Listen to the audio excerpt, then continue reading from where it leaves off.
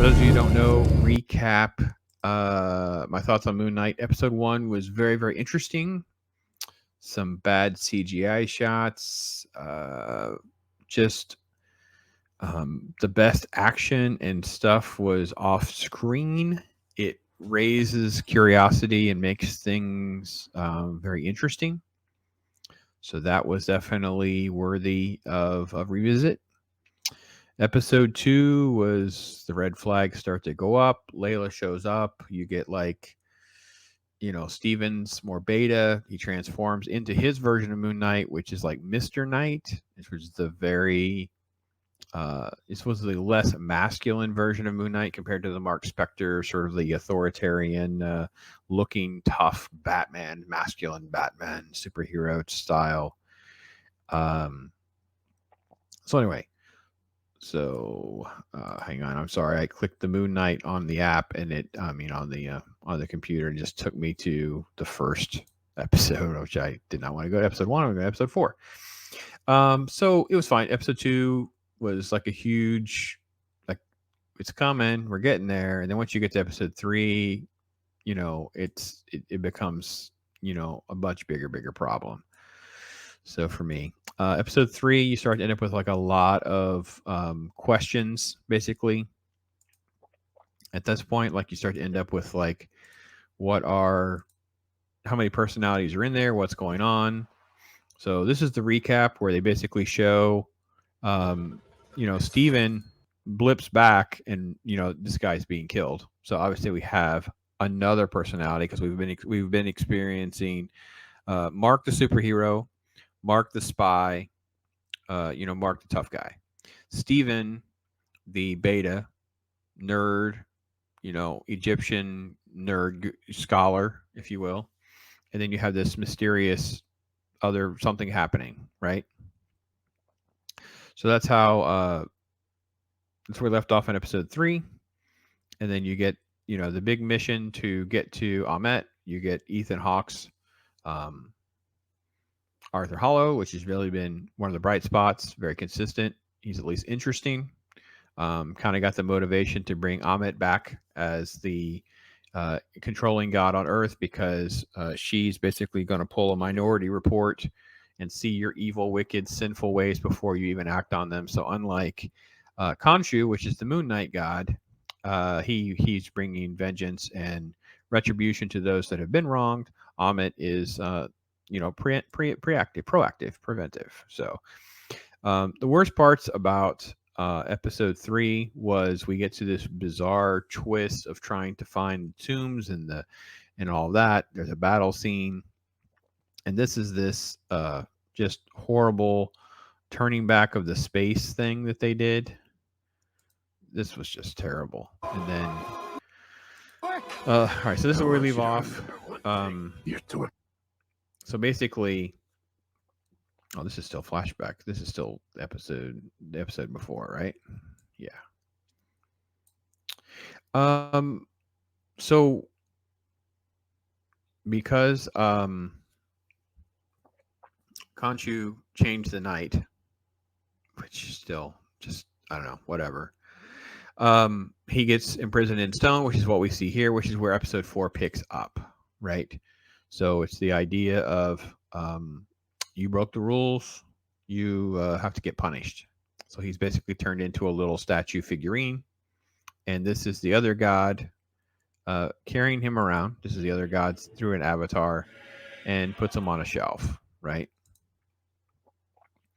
So Khonshu basically is getting put on the shelf, and on the shelf you see multiple gods. So they're pros at doing this. There's a whole lot of gods, and I have to be honest, this shot at least made me go, let's turn all these gods loose. Let's have some, let's create, there's only supposed to be 6 episodes in this season, but I really wish that the episode 3 ended with this shot, and then the plan was to turn them all loose, like it was a trick. I don't know, something. I thought that was interesting, like the idea that there's all these other gods that should be around or whatever. Credit scenes, and then we end up in the desert where we left Layla and Mark, and he has no powers because Khonshu's been turned to stone. So he's just completely passed out. I think is where we left him. And uh, you end up with this sort of the first part of this episode is kind of like all these red flags. Like she's you got bad guys show up with guns. She hides in a truck. They shoot. Um, she has to come up with a tricky way of getting away from it all. So she finds a flare. Let's see if this is the shot where we get, they shoot at the truck. They look for her. She throws a flare in their truck. And then Mark's okay. Right? So Mark's okay. And then they're going to go on their adventure. So get in the truck. Let's go. Going on a drive. So we basically end up with this is Mark in the mirror because Layla is driving around with Steven. Steven refuses to give the body up. And he's basically now just going to be beta male following Layla around. And they're going to go on their adventure. And then they're talking a little bit. And then they go into the cavern. It's a lot of exterior shots, which, I got to be honest, some works, some doesn't. Like, it's hard sometimes to figure out, putting some CGI in, some not, Yeah, some's okay. I don't know. I watched some on my phone, so it's a little trickier because you can't. It's not as off-putting on my phone because it's not the highest resolution. So the effort is better than some of the other. Anyway, so they show up. They're digging through stuff. It's a complete waste of time. This is all just I don't even care. Like filler. Finding things. I don't care.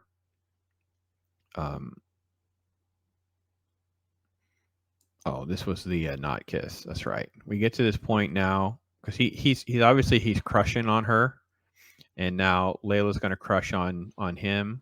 Like she's falling for him, and you think they're going to kiss.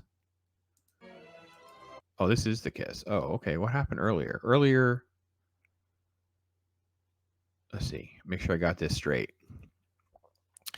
She seemed like she was leaning in and flirting with him, and he was kind of like nervous about it. And here he leans in for this awkward, notice the hands are on her shoulders kiss.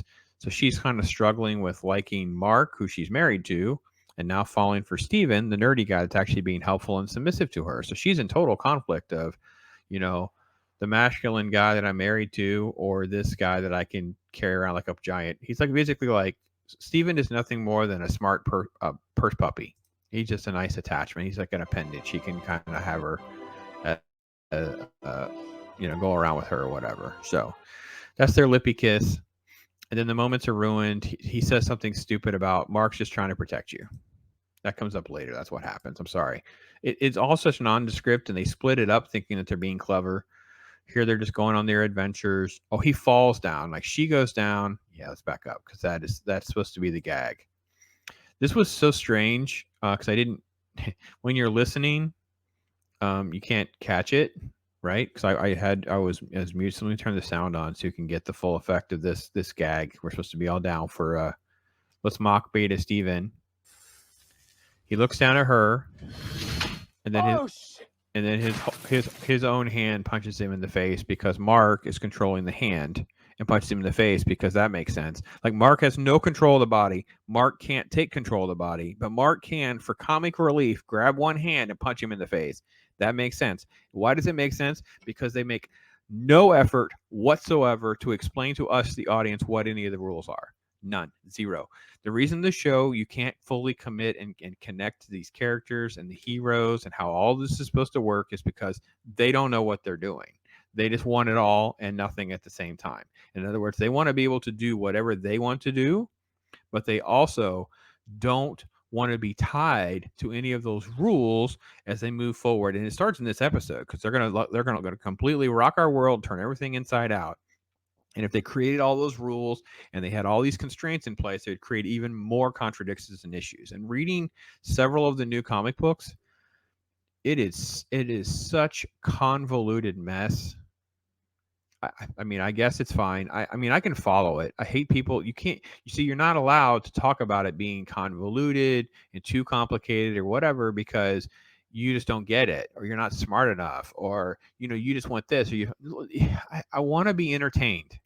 I just want to be entertained, and you have, yeah. Anyway, let's go on. So she slides down on the rope. He punches himself in the face for a gag, and we can't be done because we have to have some more humor. So what do we do is, let's see, make sure I don't go too far because they waste no time to have another Beta Steven joke. She bends down. She's doing the foot. Make sure I don't get too far.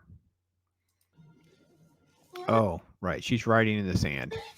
And then he just falls down. Ha ha ha ha ha ha. My purse puppy fell down.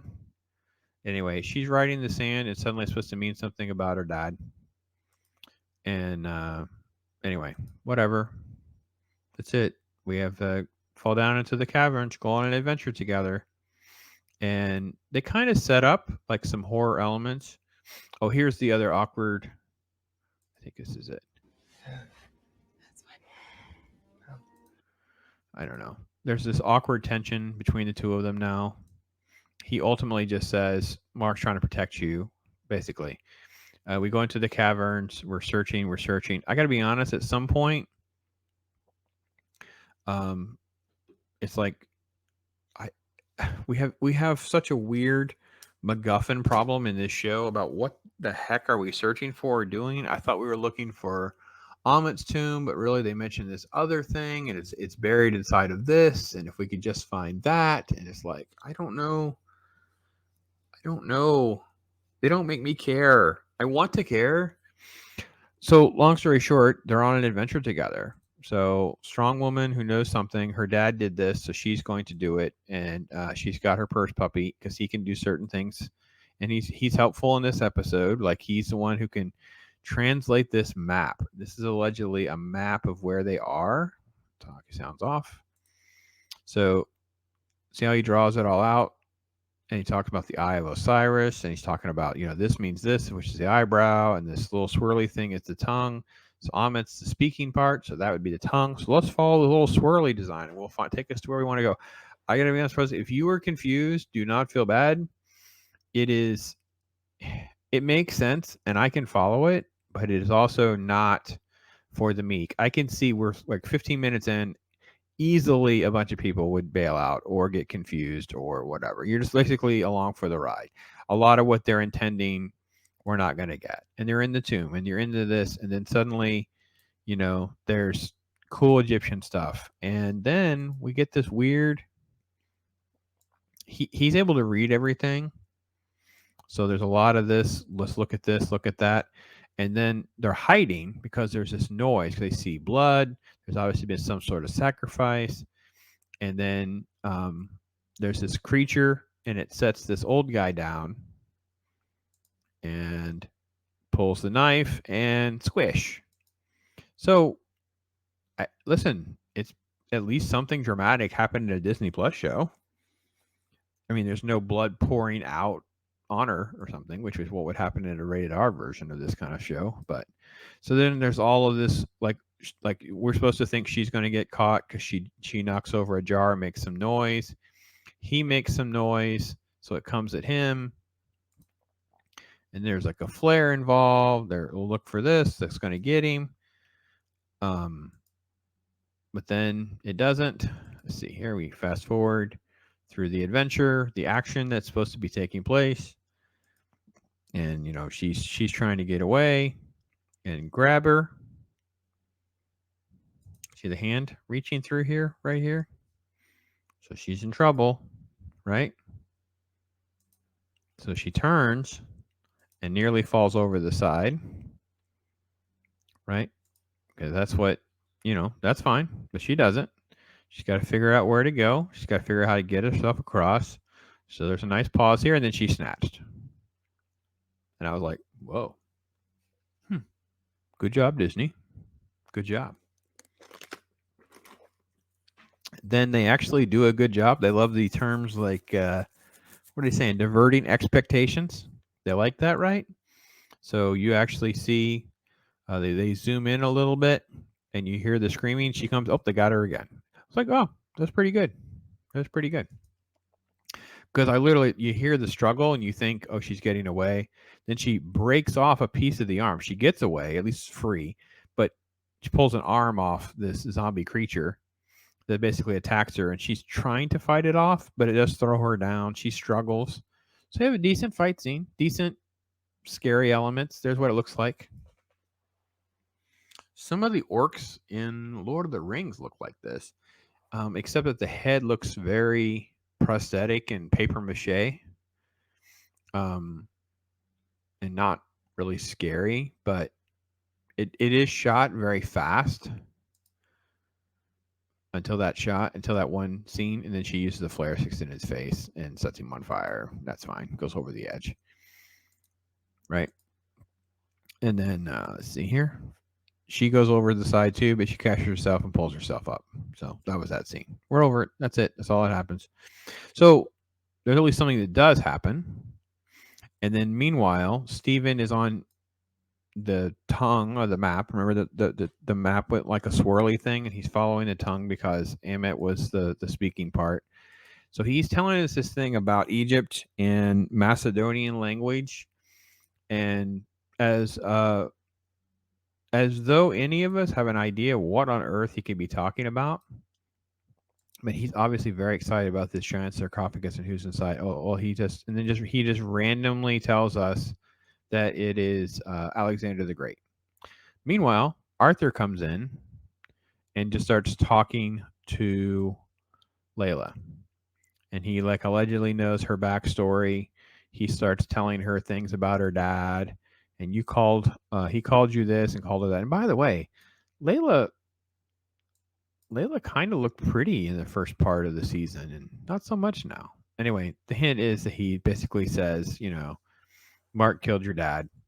So back to Steven, and he's reading something, MacGuffin, translation of MacGuffin, because now it's about this sarcophagus, and we're looking for something that's inside of him. It's all about the mouth and speaking, so therefore he's going to have to reach into its mouth. And you're like, oh, okay. So at least, squeamy. So it's all playing out. It's basically like that.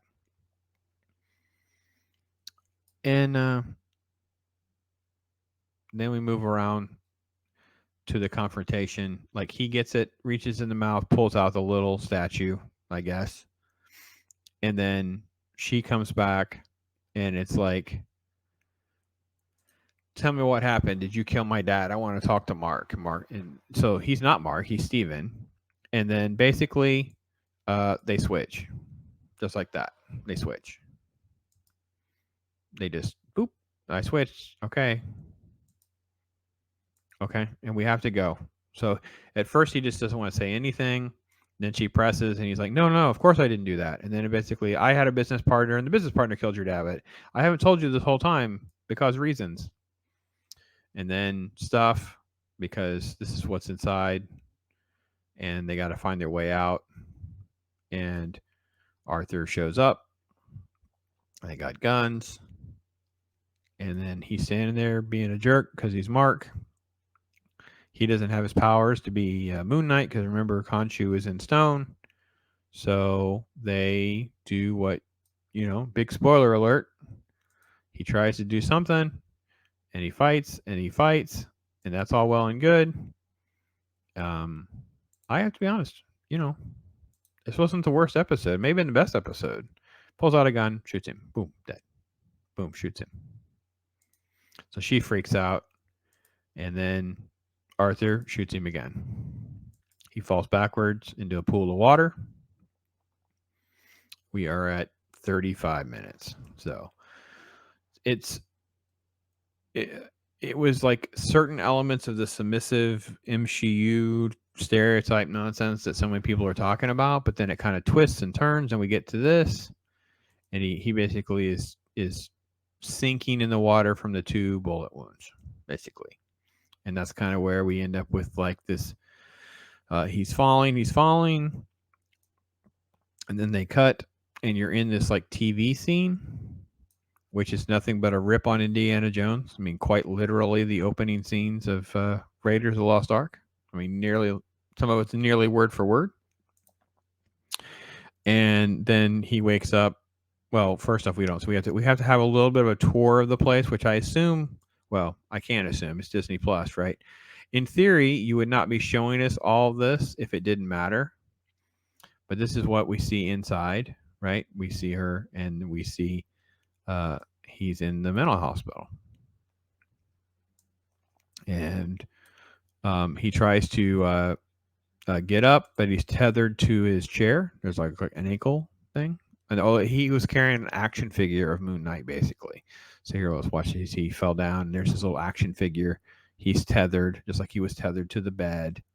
So you're at this point, we're not quite sure if what has been happening is real or not, or if it's been in his head or not. Right? That's kind of where we're at on things. Like you're just not supposed to quite know. And he's again, we have to give kudos to Oscar Isaac, who just continues to play like 7 different versions of the character. Like he's just constantly. There's not one role at this point. This guy is playing like 5 different, because even different versions of Steven, different versions of Mark. Now it's mental patient Mark. Anyway, fast forward, mental hospital. We get to he can't. He's so drugged that you can't quite get this, and then eventually you start to figure out he's talking to his doctor, who in reality is Ethan Hawke.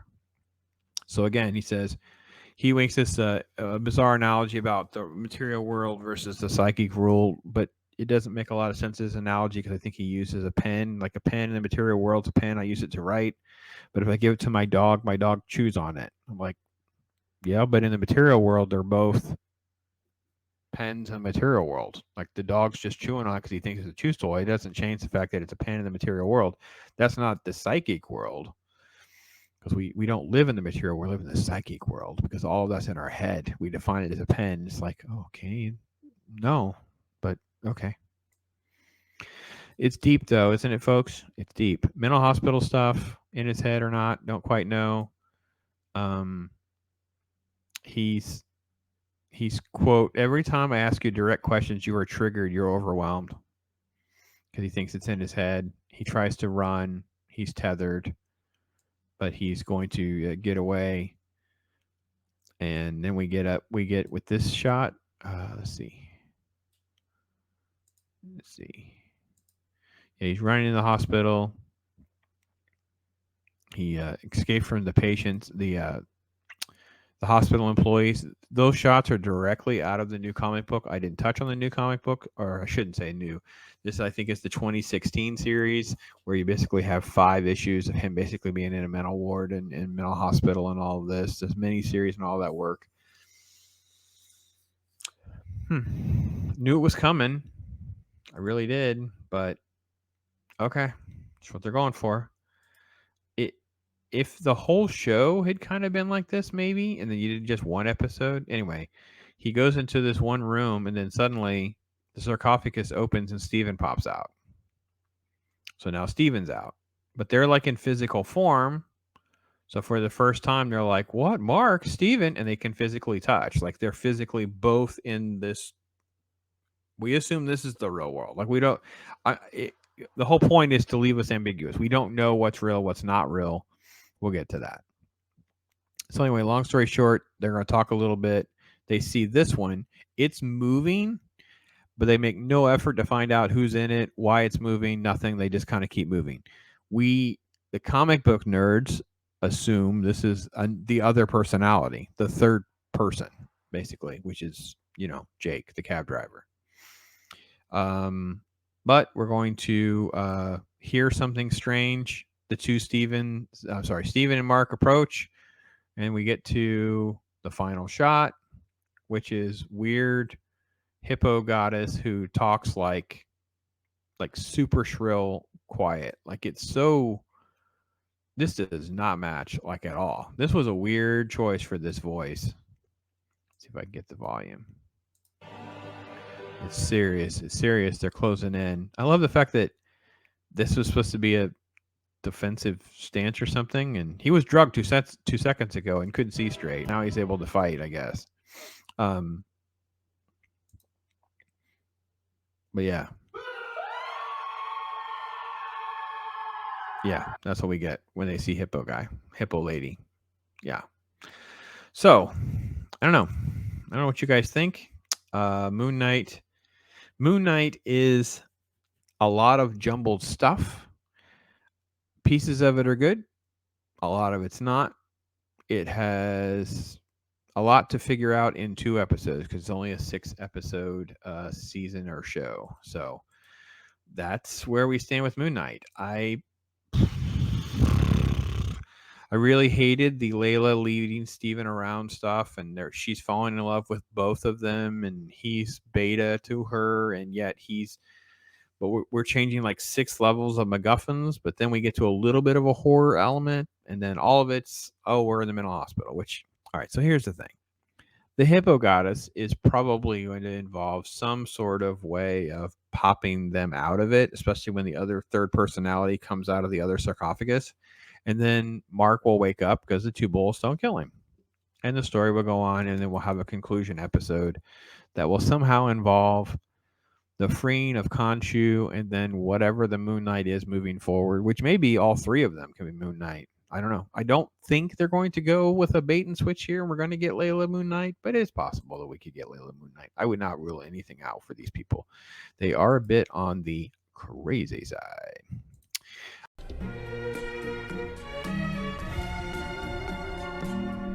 Yeah.